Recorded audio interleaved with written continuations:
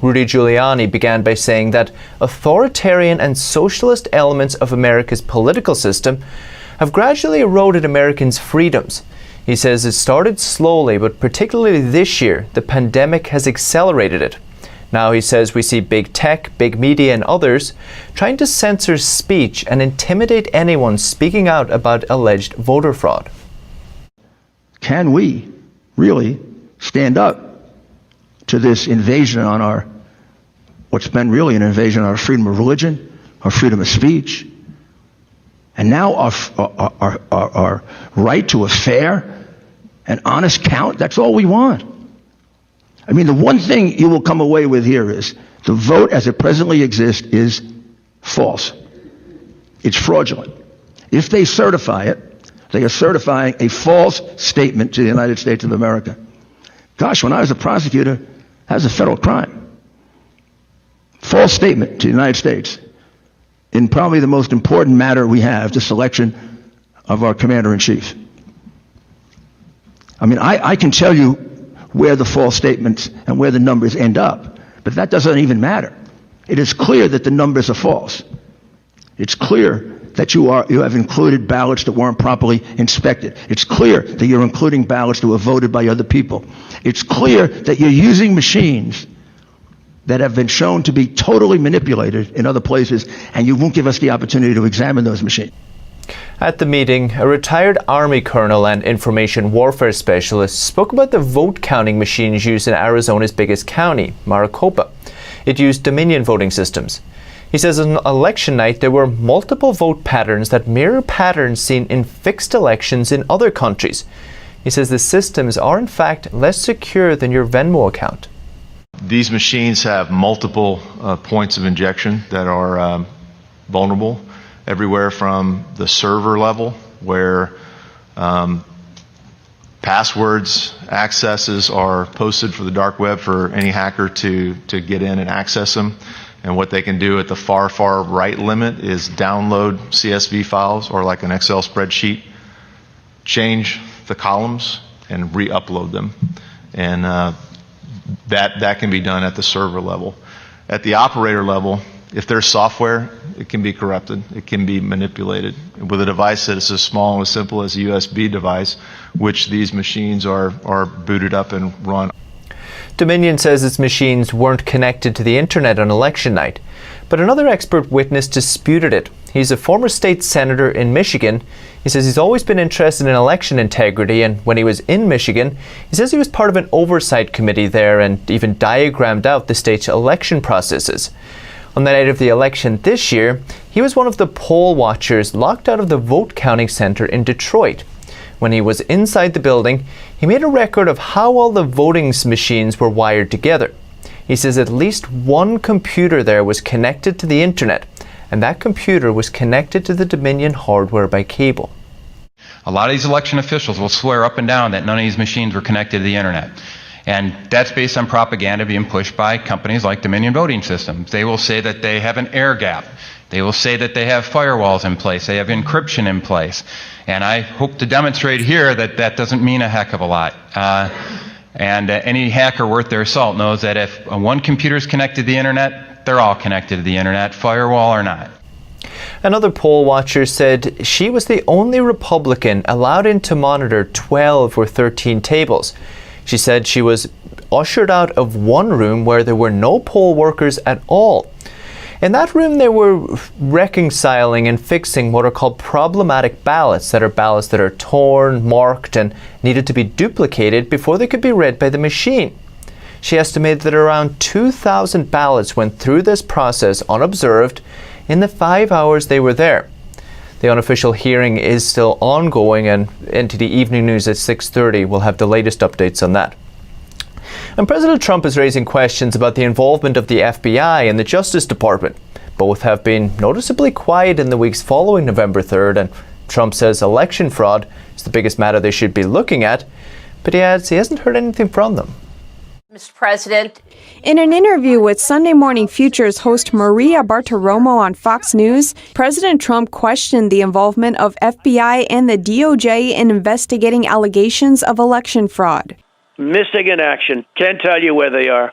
I ask, are they looking at it? Everyone says yes, they're looking at it. He said he has not seen anything from either the DOJ or the FBI since Election Day about alleged fraud or irregularities, calling it a terrible thing for our country and stating election fraud is the biggest thing you could be looking at. He questioned why the FBI doesn't appear to be getting involved. The president went on to say that investigations into former FBI Director James Comey and former FBI Assistant Director Andrew McCabe resulted in little action being taken. He also questioned why U.S. Attorney John Durham's report hasn't yet been released.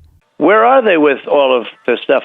And what happened to Durham? Where's Durham? Durham was appointed by Attorney General William Barr last year to probe the origins of the Russia investigation. He has also investigated potential wrongdoing by the FBI and CIA for previous administrations.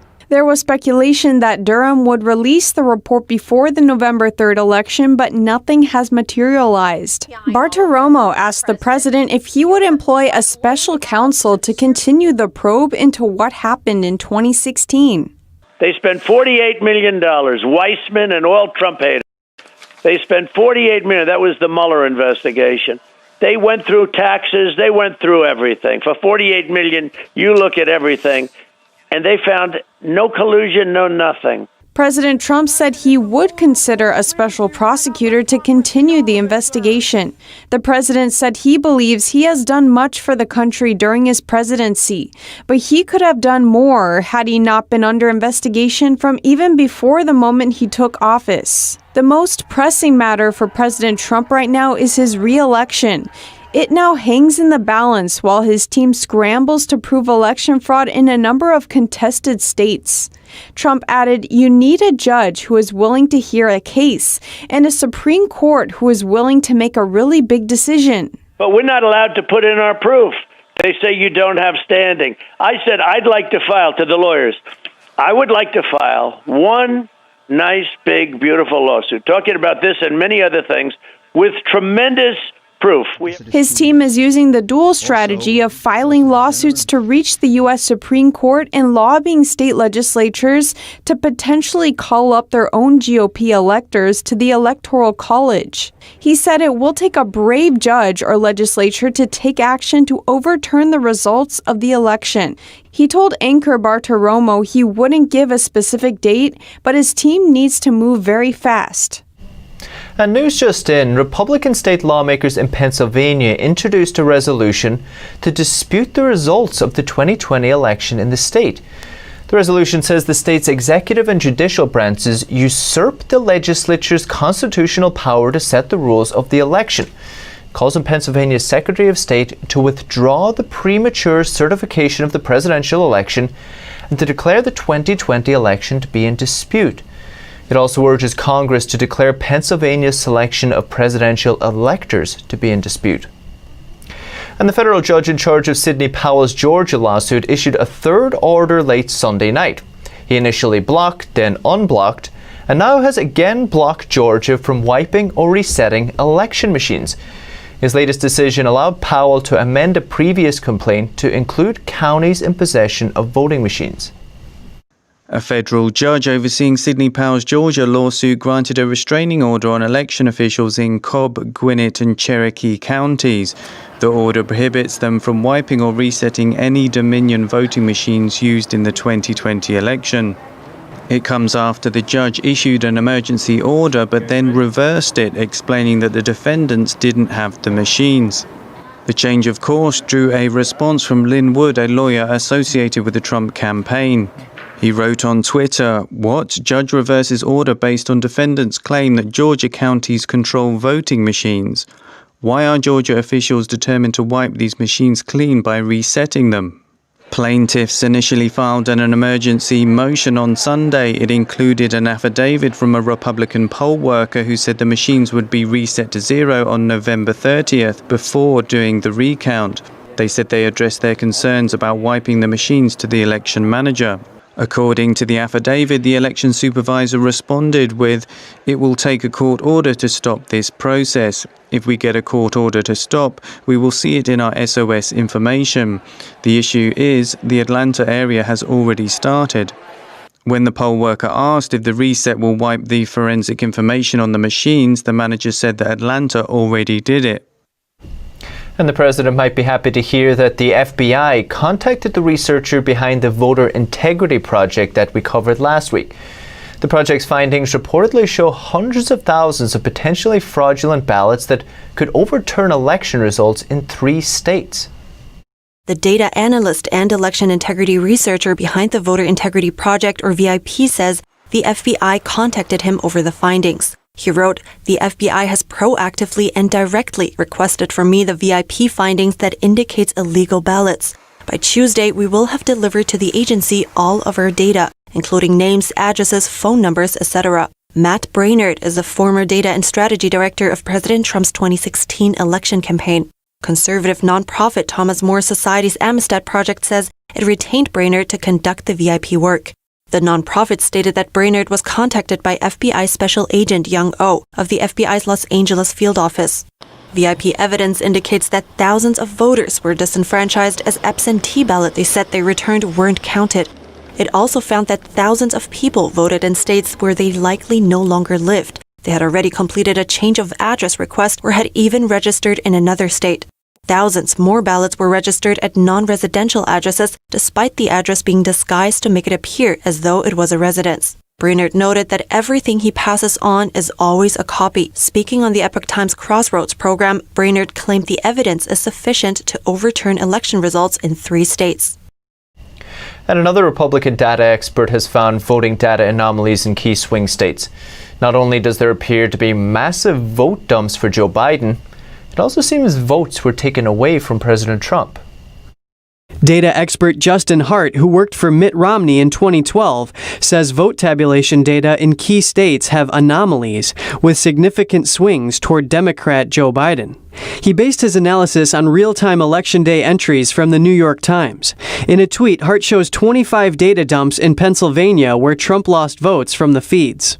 He points out that Trump lost 97,676 votes, while Biden gained over 160,000 votes.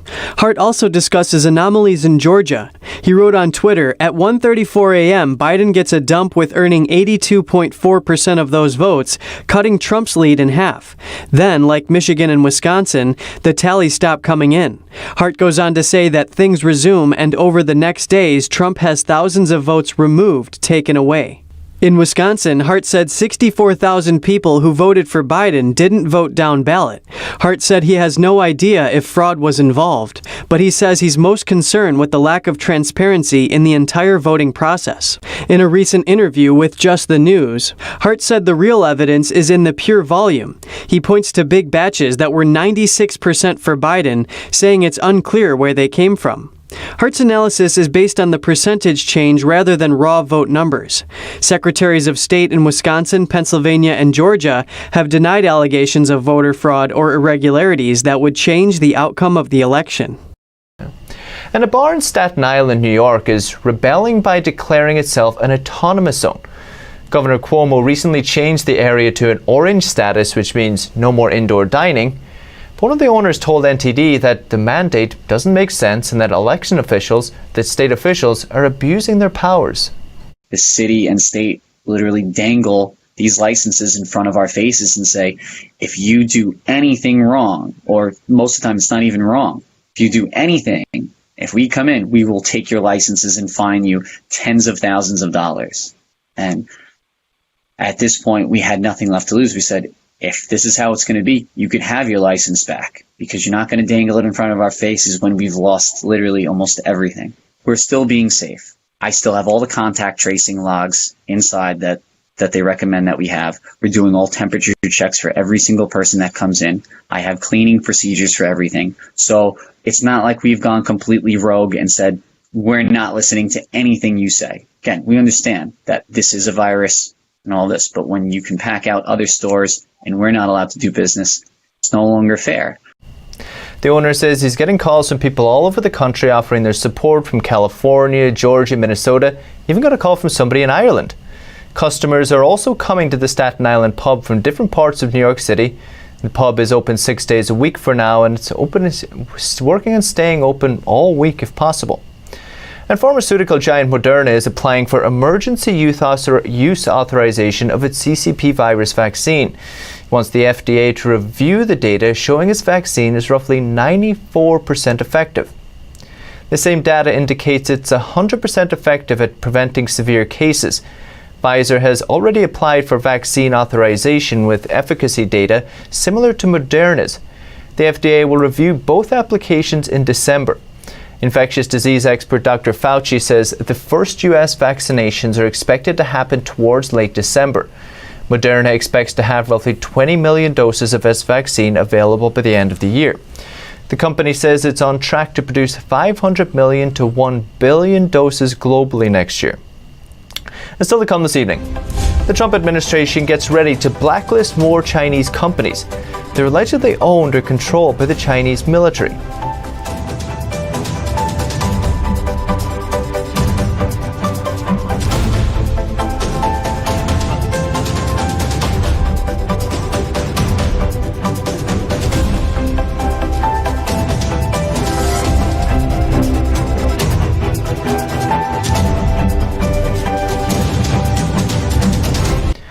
Black Friday online sales hit a new record this year, with Americans filling virtual carts instead of real ones. Adobe Analytics again says consumers spent an estimated $9 billion on American retail websites. That's up from 22% from the previous record set in 2019. Sensormatic Solutions says U.S. store visits dropped by 52% this year. Even with the drop, Black Friday will still likely end up as one of the biggest in-person holiday events this year. Retail Next says jewelry and footwear saw some of the biggest in-person sales declines. And President Trump is once again turning up the heat on China. Reuters says he's set to add at least 2 more major Chinese companies to a blacklist of firms allegedly owned or controlled by the Chinese military. Reuters reports the Trump administration will blacklist China's top chip maker SMIC and its largest offshore oil and gas producer SNOOC. The blacklist includes companies that are allegedly tied to the Chinese military. The Trump administration views SNOOC's deep-sea drilling in the South China Sea as a military operation. The blacklist means they will have little access to U.S. investors and will be restricted from buying a range of U.S. goods and technology. It's not known when these companies will be added to the Federal Register. Earlier in November, the White House published an executive order prohibiting U.S. investors from buying securities of companies it has blacklisted. The ban starts this time next year. It's all part of a broader effort by Washington to target what it sees as Beijing's efforts to use emerging tech for military purposes. Shares in SNOOC fell by almost 14% after the report. The company says it hasn't received any formal notice from U.S. authorities. Chip maker SMIC issued a statement saying it only makes products for civilian or commercial use. Its shares dropped by nearly 3% on Monday. Congress and the administration have sought increasingly to curb Chinese companies that don't comply with American rules from accessing the U.S. market.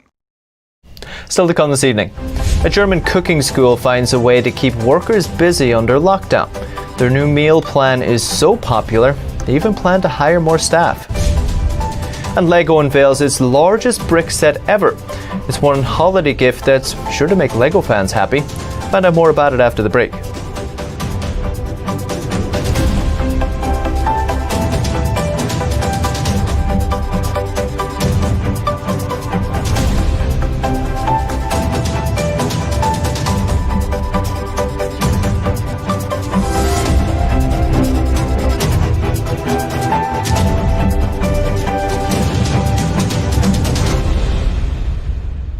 We are being censored.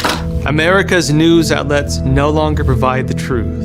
90% of news outlets in the United States are controlled by 6 corporations. They're not out to tell you the truth of what's happening. They're out to tell you the picture of the world that they represent. The mission of the Epoch Times is to chase the truth, to ground all statements in facts, and prevent people from being misled. The Epoch Times is independent. We're not controlled by any special interests, and we never will be. The Epoch Times is a non-partisan media. That means we don't stand for any political party. This is a battle between truth and deceit, a battle between forces that would ensnare this country in ignorance, and between a media that wants to present you with the truth. Subscribe today and join the Americans who are seeking truth and tradition. We'd love to have you on board.